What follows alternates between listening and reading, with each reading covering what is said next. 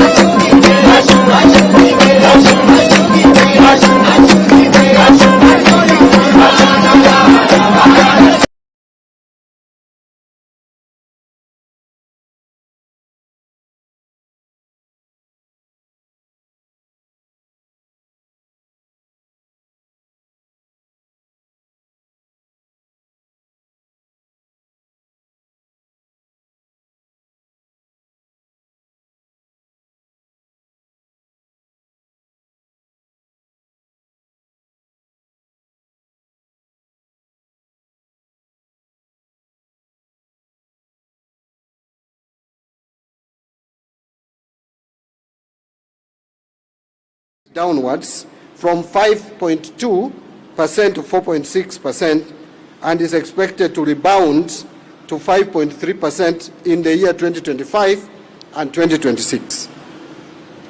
So macroeconomic factors of note. First, there is a resilient external sector and stability in the foreign exchange market. The current account deficit actually improved to 3.6% of GDP in the 12 months leading to December 2024 from 4.4% of GDP in a similar period of 2023, mainly due to increase in the export of goods as well as increased remittances.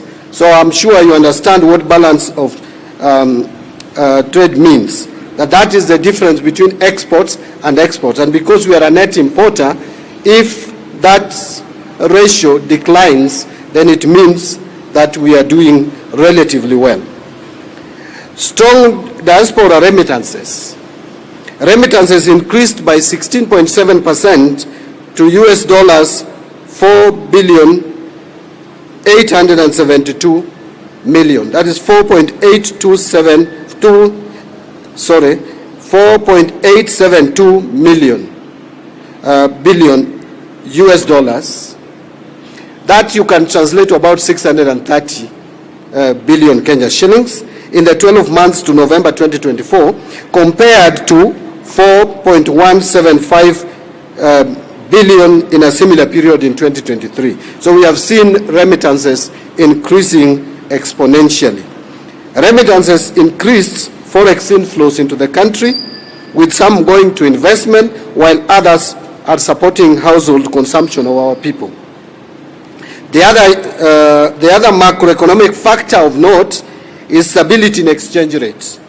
The exchange rate to the dollar strengthened significantly to 129.4 per dollar. That is 129.4 shillings by end of January 2025, from 160.8 to the dollar by end of January 2024.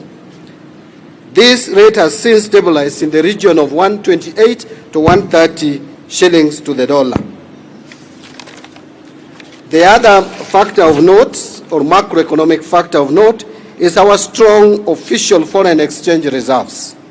I wish to state and report to the Kenyan public that our official foreign exchange reserves, as at the end of December 2024, was at 10 billion US dollars, which is 5.1 months of import cover.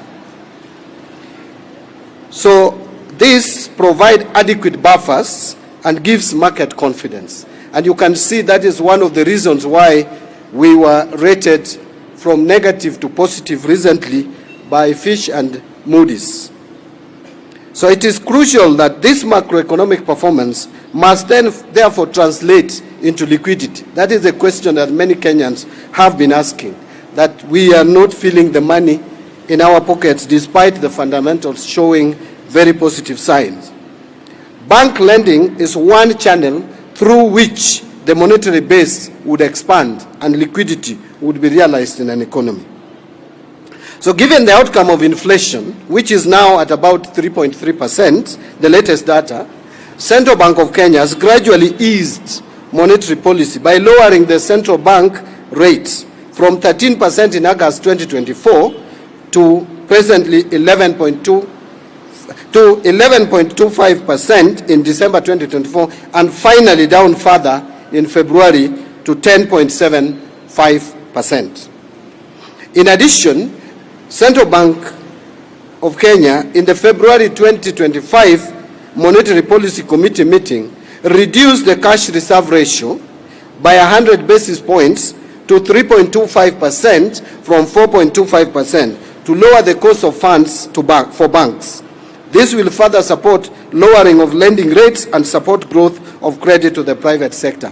I would pause there and add that when you reduce cash reserve ratio, it simply means that you are reducing the requirements of how much balances commercial banks need to maintain at the central bank. That would therefore, if you lower it, it means you are releasing more money for banks to loan to the Kenyan public, and that has the effect of improving liquidity. I am informed that this reduction alone would make over 50 billion shillings available to our commercial banks to lend to Kenyans, private businesses, and individuals to carry out business, expand job opportunities, and therefore improve the general liquidity in the economy. Interest rates have declined in line with the easing of this monetary policy. The interbank rates declined to 11.2% by January 2025. Compared to the same period in 2024, that is January 2024, it was at 13.7%. So it has come down by 2.5% and has remained within the prescribed corridor around the CBR. Coming to fiscal discipline of the national government, I want to report here today that because of the discipline, the fiscal discipline that the government has imposed, this has resulted into, one, the 91-day Treasury bill rates have declined to 9.11% in February 2025. In fact, for a very long time, the government papers have never traded at a single-digit percentage. For the first time in a long period, we can see now 91-day Treasury bills trading at 9.11%. This has come down from 16.1% in January 2024. The 182-day Treasury bills rate has declined to 9.85% in February 2025 from 16.2% in January 2024. I would further report that the 364-day Treasury bills rate has also declined to below 11% from 16.4% over the same period. So with the strong easing of monetary policy stance, credit to the private sector is expected to recover as lending rates decline. And therefore that leads me to report the following: that with the easing of CBR, that is the CBR rates, to 10.75% in February 2025, and reduction in the cash ratio requirement to 3.25% from 4.25%, commercial banks have this week demonstrated lowering of interest rates with higher percentages. Several banks have already reduced their best lending rates. For example, Cooperative Bank of Kenya has reduced its rate from 16.5% to 14.5%. Kenya Commercial Bank has reduced the rates from 15.6% to 14.6%. Equity from 17.3% to 14.3%, among others such as ABSA, NCBA, and many other commercial banks. It is expected that more banks will follow suit. I want to encourage banks to continue lowering interest rates so that more Kenyans can be able to access credit to expand our economy. The reduction of interest rates charged by banks to the private sector is likely to expand credit to private sector, encouraging investments, creating jobs, and improving the general liquidity in our economy. I want to say something about capital markets developments. Notable improvements as investors' activity at the Nairobi Securities Exchange increase. Foreign direct investment flows have increased and shown clear signs of improvement. The Nairobi Securities Exchange has shown demonstrable improvement in investor activities, signaling increased foreign direct investment flows into the country. For example, the NSE 20 share index improved to 2,162 points in January 2025 compared to 1,509 points in January 2024, while market capitalization also improved to 1,983.7 billion from 1,440 billion over the same period. So due to the easing of the food and energy prices as a result of various government interventions, we have also seen a reduction in inflation from a high of 9.6% in October 2022 to the latest 3.3% in January 2025. At the end of 2024, ladies and gentlemen, through the tax laws amendments, the government systematically set in place measures to ease off the burden on the payslip. And I want to emphasize this because there's been a lot of discussion and discourse and talk out there on the issue of payslips. I want to just demonstrate to you that the government is committed towards also addressing the pressures and pains that Kenyans are complaining about. This government is therefore for all Kenyans and continues to expand her implementation of policies meant to promote liquidity. The last point that I will mention is with regards to the pending bills, because this is another area that has led to lack of liquidity in our economy or depressed liquidity in the economy. So the issue of pending bills has persisted despite various efforts and committees established to address it. The failure to settle these bills in a timely manner has significantly affected the financial stability of businesses, particularly micro, small and medium enterprises, and government image has also been hurt. The urgency to resolve pending bills stems from their adverse effects on businesses, the economy and public confidence in our government. Delays in pending bill payments have led to reduced profitability, increased costs of capital, liquidity constraints, and disruptions to operations. Therefore, addressing pending bills is crucial for releasing liquidity, enhancing economic performance, and restoring confidence, particularly among MSMEs. The National Treasury and Economic Planning put in place a committee with very specific terms of reference.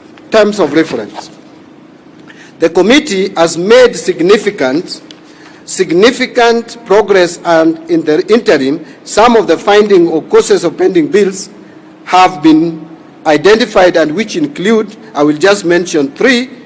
One is mismatch between the budget and revenue budgeted by the government on an annual basis. Two, lack of exchequer once approved budget has been executed as a result of mismatch cited above. And finally, the budget cuts during the fiscal year while entities have committed their budgets. The committee has also identified some challenges, such as that some of the pending bills or claims from sugar companies, those relating to employee and labor, require verification at premises of the respective entities due to bulky nature of the supporting documents. The team is about to conclude its work, and to facilitate this, there was an extension of time. It has, however, made significant progress and has also made some interim recommendations to that end. And these include that the government should endeavor to budget within its means. 2, fast-track transition to accrual accounting.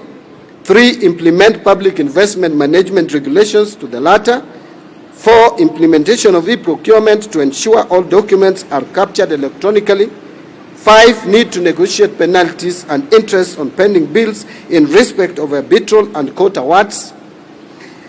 And 6, prioritize settlement of bills related to MSMEs, especially those of businesses owned by women, youth, and persons with disabilities.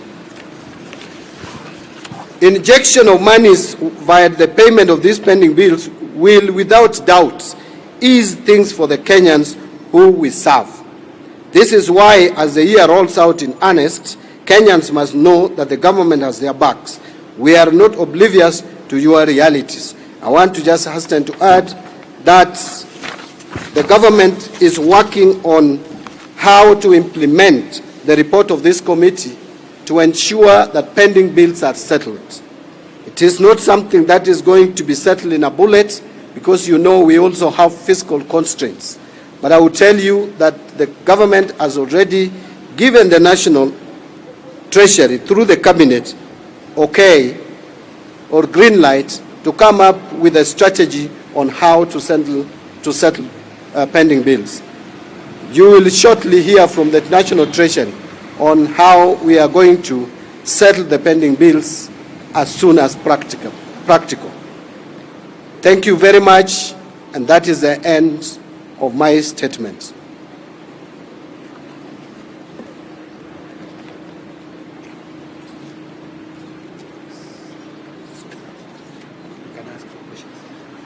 So maybe we open it up for questions, unless my PSS, if there's anything to add.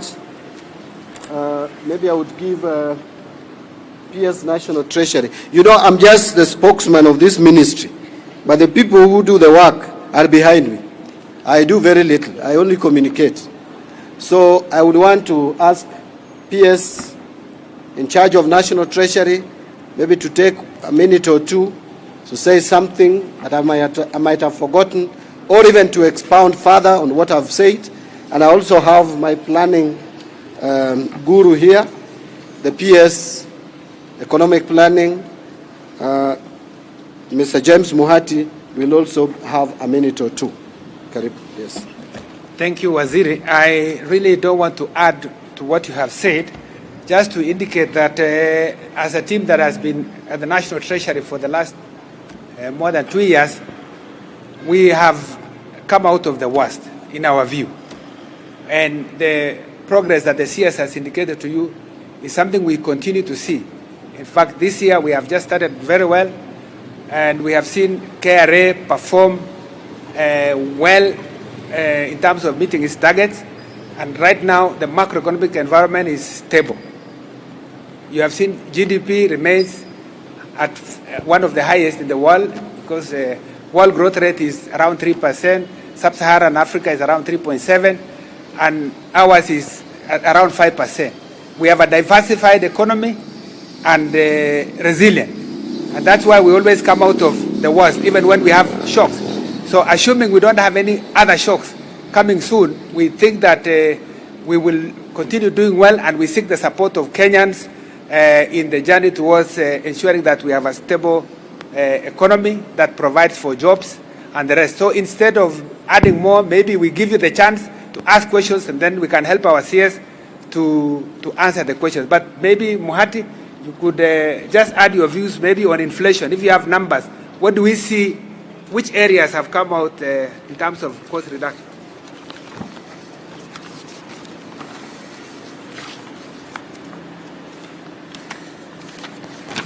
Thank you very much, CS and PS.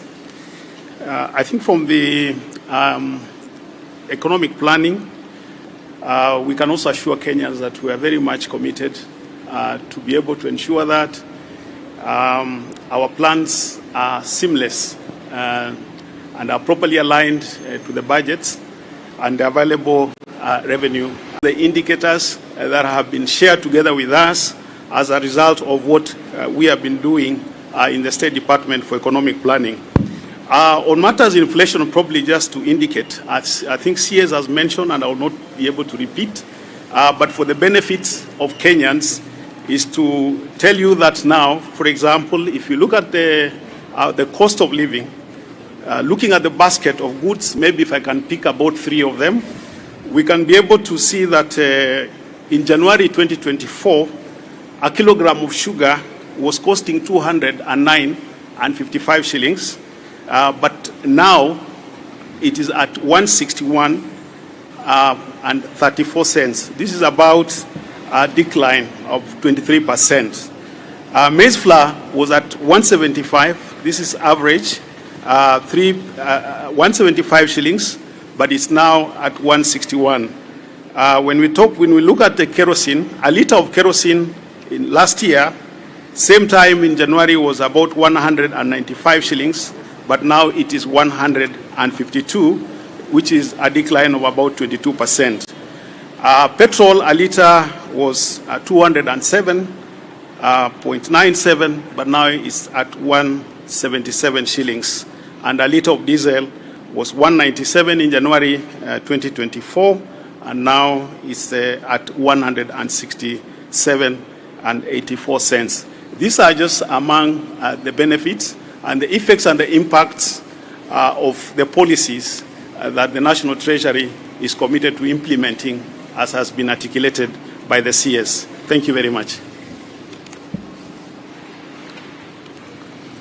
So what we'll do, I'll take some questions, which some I will delegate to my principal secretaries. In fact, even my DGs, if there is a question that I think one of them would address more sufficiently, I will invite them. But at the same time, I'll give them the cover, because I am the spokesperson.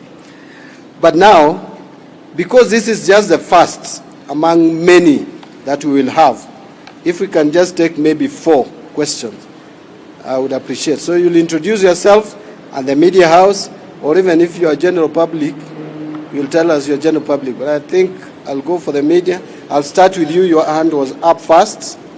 Just give it to him. Then I'll come to you second, 3, 4. Can I see any lady's hand, please?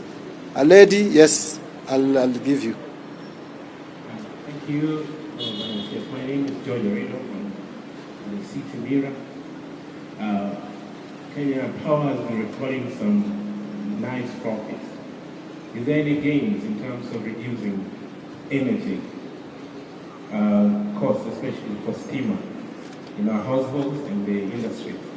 Number 2, with respect to all these incentives, do you have any data showing new production lines being established in the country with respect to creating gainful employment?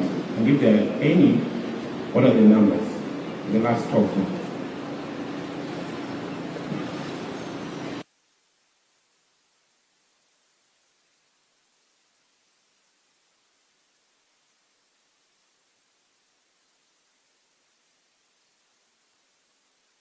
One question I think I'm asking on behalf of many Kenyans is, this year, should we expect a finance bill? And if not, how does government plan to finance a 4.1 trillion budget, or even plug the deficits thereof, given that we are seeing other subtly introduced taxes and levies coming in through the ministries and the MDAs? Thank you.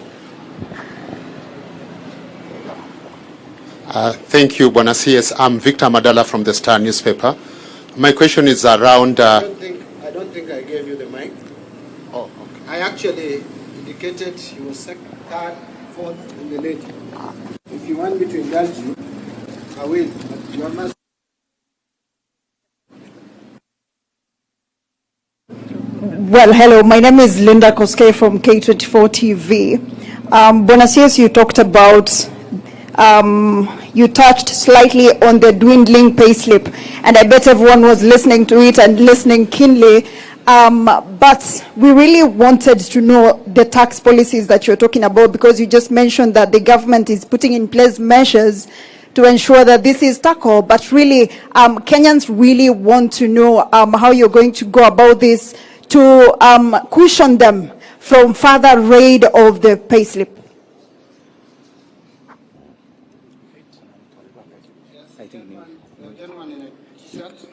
Okay, thank you, Waziri. My name is Peter Mboru from Nation Media Group. 2 questions. The IMF program is coming to an end this year, and it has been crucial in the budget support previous years. What is the plan by the government? Is there an extension? If there is, what are we looking at? Number 2, we are expecting a 4.1 trillion budget in the coming year. We are already struggling in the current year. The CS says KRA is meeting targets, but that's not true. It missed about 163 billion shortfall 6 months to December. So how are you planning to plug? Which figure again did you mention? Sorry, the revenues to December. Yes, 163 billion. Not accurate, but I will respond to your question at the same. It's okay. So the question there is, what is the plan to implement this 4.1 trillion budget? Of course, in keeping in line with the President's promise that we want to live within our means. Thank you. Yes, the gentleman. Then I come back to you for the final question. Hello, good afternoon. My name is Zakaria Chege from the General Public. I have 3 questions. One, I will direct it to Mr. Waziri. Yes, pardon? You make them too? Okay, sure. Number 1, if I can make it right, you said that from the last year, the GDP dropped from 5.2 to 4.6, if I'm correct. And my question is, what is the Treasury doing to make that GDP to drop substantially? Number two, I will direct it to the PS economic planning. We know everything is about money. So what is the economic planning with respect to the economic advisor to the president, who is Jonathan D? I know you know him, and maybe you guys do something about that. So what is, my question is, the economy, according to the statistics that the Waziri has given, he's saying that the economy is doing really well, and he has actually given us an example of sugar and other subsidies that are really doing well in terms of the prices going down. So my question is, what is the economic planning doing about the economy? Because I feel the government is not giving us that opportunity for the economy to grow. The economy is not economing, if I can say that. If I may, please, Mr. Waziri, I'm sorry you said I was limited to only 2 questions. Allow me to say this. You also touched... Yes. That is Mr. Waziri speaking. Thank you so much. Mr. Waziri, you said that the government, or rather let me say about the National Treasury, has given that urge to bank loans, to give loans to the Kenyans. But from where I stand, 25% of Kenyans who take loans, they end up being put to CRB. And if they end up being put to the CRB, the loan will not end up being paid, and they'll drag the economy down. So what is the Treasury doing about that to make sure that those loans and the economy, the money flow is coming down, as they said, with the president is from up there to Mamboga. Thank you so much. I hear you very well. Yes, the last one. My friend, please. Oh, you have moved? Oh, okay. You are being strategic, eh? Thank you. Question. Executive orders by the US President Donald Trump. We've seen some companies already, NGOs, informing their employees that there is no jobs. What will maybe has the National Treasury evaluated the overall implication of those orders to our economy? Thank you.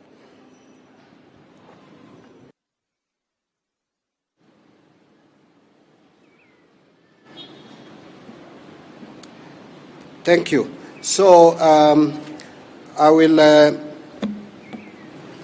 ask my PS National Treasury just to note that you will address the question of IMF program coming to an end and what we are likely to do.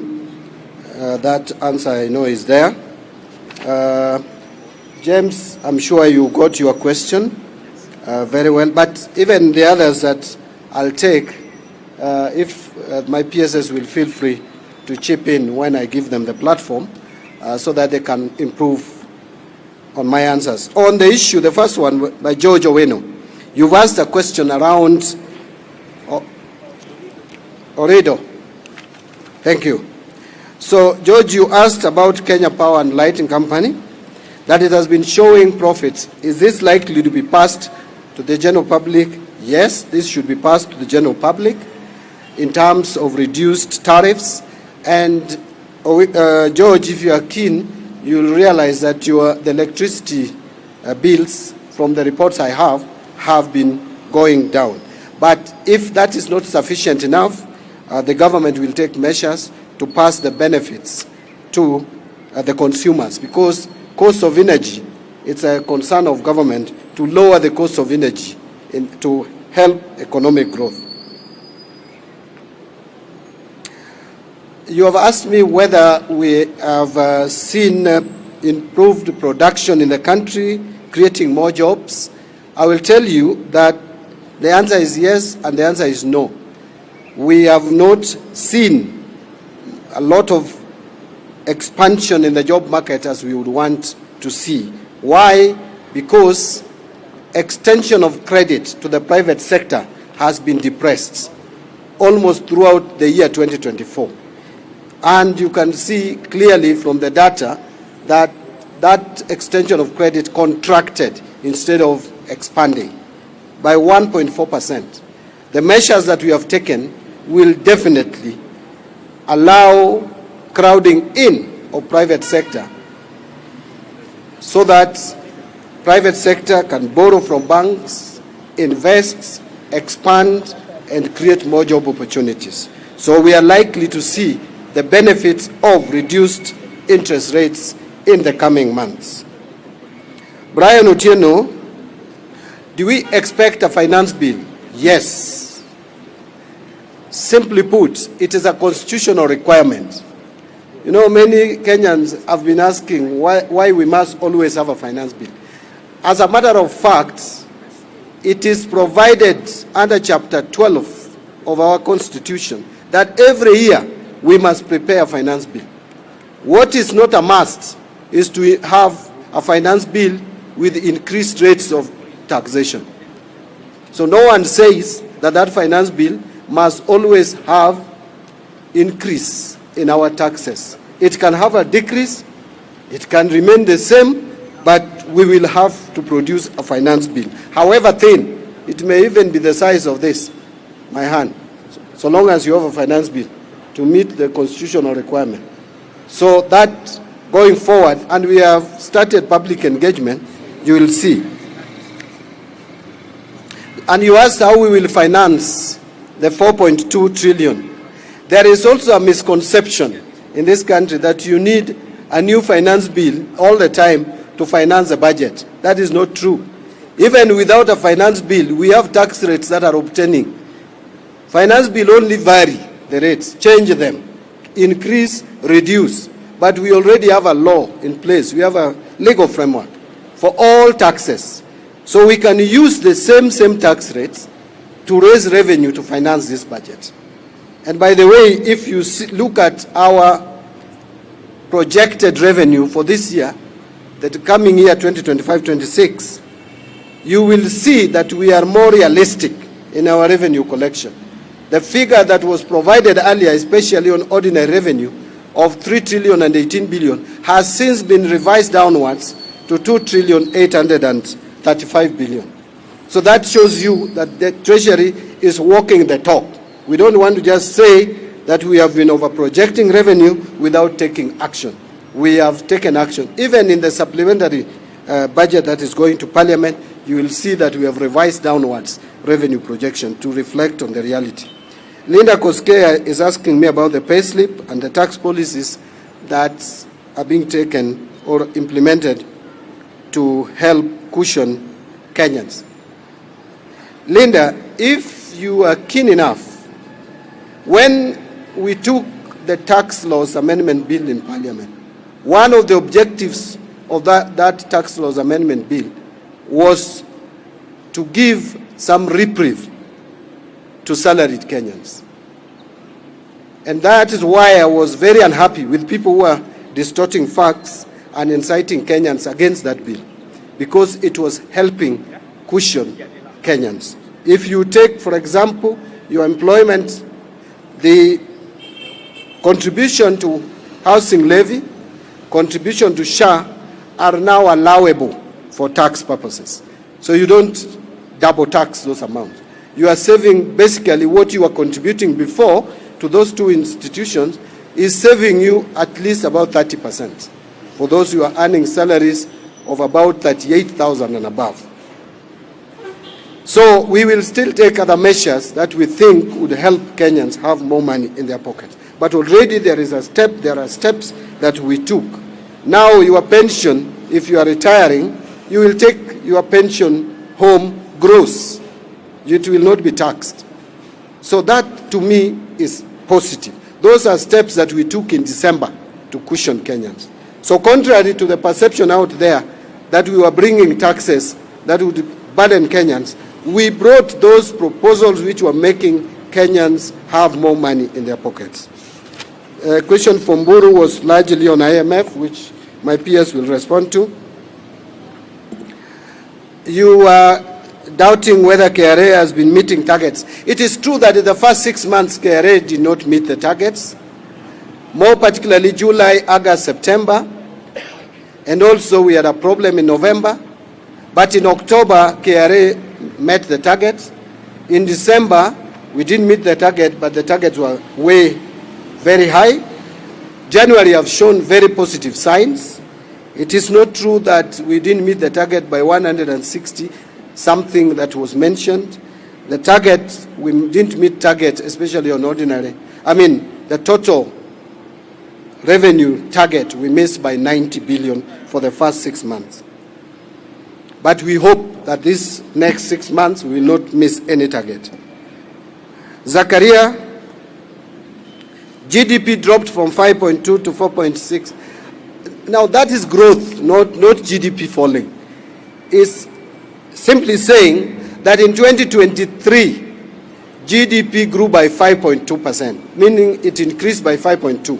In 2024, it increased with 4.6, which is lower than 5.2. And we have explained, or have explained rather, why that was so. The civil unrest for about 3 months, you don't expect economy to grow when people are all over in the streets. People are not doing businesses. So that contributed to that. And that is simply the reason. Economic planning will respond to you. Banks to give loans. Defaulters. One of the ways of reducing defaulting, there are two, in my view. One, reasonable interest rates charged by banks. The moment banks start lowering interest rates, you reduce the rate of defaults. Two, the government, which is the single consumer of goods and services, must pay for goods and services supplied to government. So we should not have pending bills. That is why there's a deliberate deliberate steps being taken by government to make sure that we don't accumulate further and even settle the historical pending bills. On the issue of USA and the new president, which is the last one that I'll take, every country acts in their best interests. The US and the government of US will act in what they consider is in their best interests. It is still not very clear the policies and what the US government wants to implement and the cuts. But we are prepared as a government that should the cuts affect some critical services, especially health and agriculture, then we will have to realign our budgets in a way that would help sort out or plug the hole that will be left. It will be difficult. It's not only Kenya which will be affected. US is the world's largest economy. Whatever they do affects all of us. So this is not going to be a Kenya problem. It will be a global problem, but domestically, we must be sufficiently prepared and respond accordingly to make sure that we mitigate the possible effects of those decisions and actions. Otherwise, allow me again to invite PS National Treasury to pick up from where I've left. I think I will just give some statistics, especially for KRA performance, just for your note. In July, we had a target of 234 billion. We collected 199. So we had a deficit of 35 billion. In August, we had a target of 198 billion. We collected 173. So we missed the target by 25 billion. So you can see the months that we had issues, July and August, we lost 60 billion. And September, which is normally a tax month with a higher target of 247 billion, we collected 236 billion, leaving a gap of only 11 billion. Then October, there was a target of 201 billion, and KRA managed to collect 207 billion. That means it overperformed by about 6.7 billion. In November, it missed by 10 billion. In December, it missed by 16.5 billion. And this January, which I referred to when I talked about earlier, our target was to raise, we were to raise, actually, let me not go through all that. We were to raise 209, but we collected 206, missing by 3.5 billion. And this was because of domestic taxes. There was a change in the tax laws that now require that you pay, if you are collecting excise tax, you have given 5 days instead of 24 hours. So because of that, the money that would have been collected in January now has to be collected in February. Otherwise, this month of January, KRA would have met the target. I just wanted to correct that. Then on the issue of Kenya Power, I also want to add to what CS says, that before, when we started the reforms, Kenya Power was in a bad situation. And the aim was to restore medium-term profitability. So by end of 2022, the liquidity gap that Kenya Power had was 74 billion. Through the reforms that we have undertaken, the gap now is at 18 billion. So, and you have seen the results for Kenya Power. They have recorded 9.9 billion shillings as surplus after tax. And this is just half year. That means if they double, we could get about 18, which will close the gap that we still have, that liquidity gap that we had.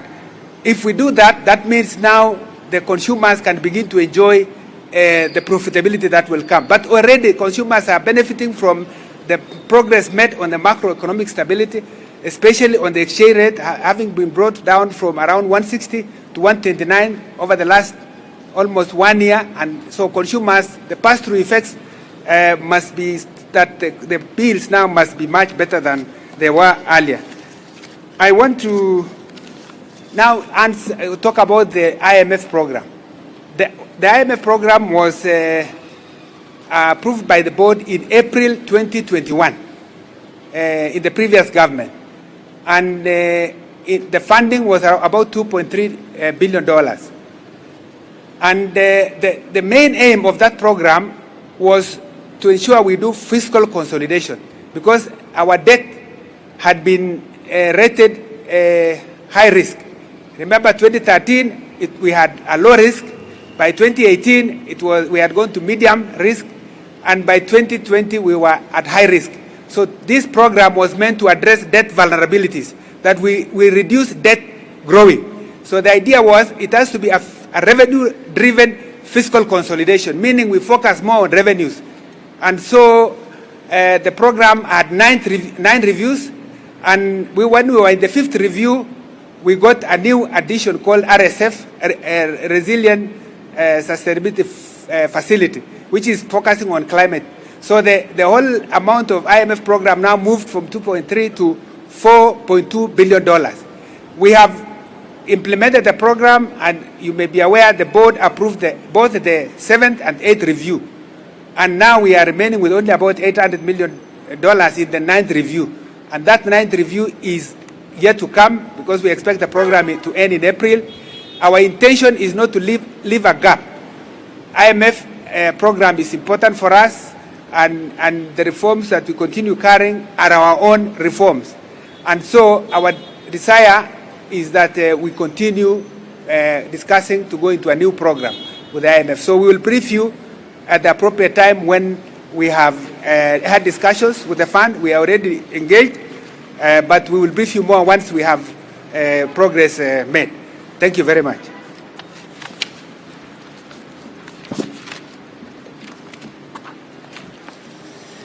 Thank you very much, CS and PS.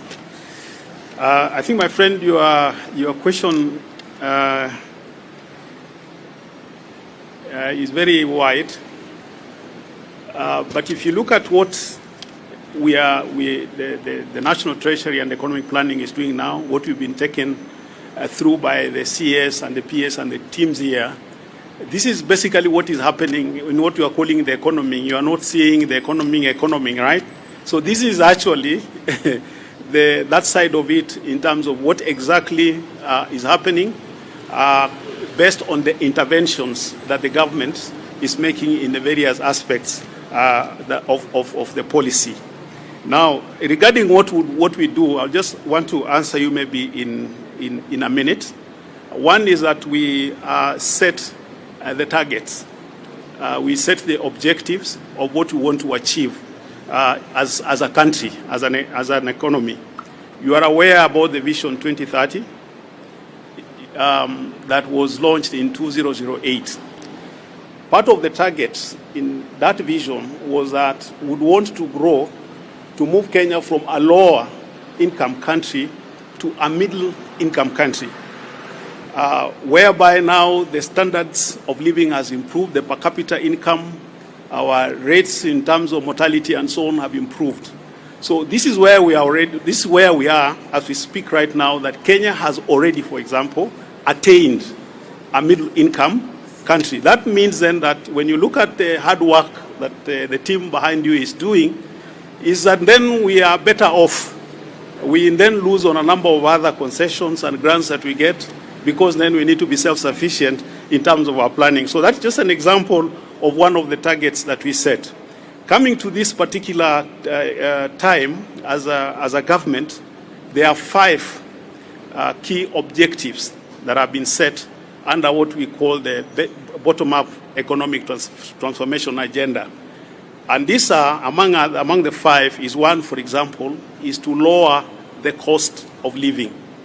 So when we focus on lowering the cost of living, the question we ask ourselves then, what is it then, what are the interventions, what are the activities and programs that we need to have so that we can lower the cost of living? Number 2 is to create jobs or employment. As it is right now, if you look at the statistics, you can be able to see the number of jobs that we are creating in the economy.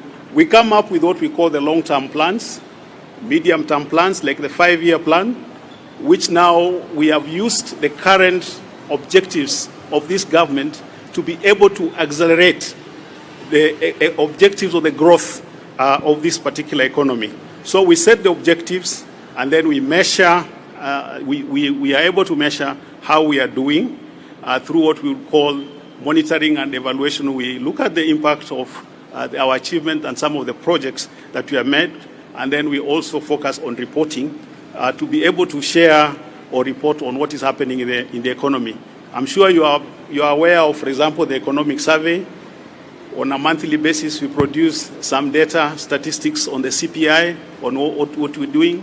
On a quarterly basis, we have the Kenya Economic Report, which looks at the various policy interventions that the government is making and how the government is doing. And of course, through what the CS and the team has done today, I'm sure we are aware, we've been made aware of how we are doing. Thank you.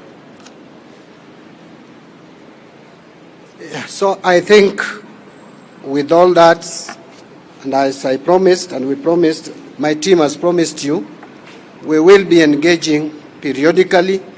This is just the first among a series of engagements we'll have, briefings. This will be a tradition. This will not be a one-off thing. So you can hold your horses. Any other issues will be raised when we next appear here. Thank you very much, and God bless you, and God bless Kenya.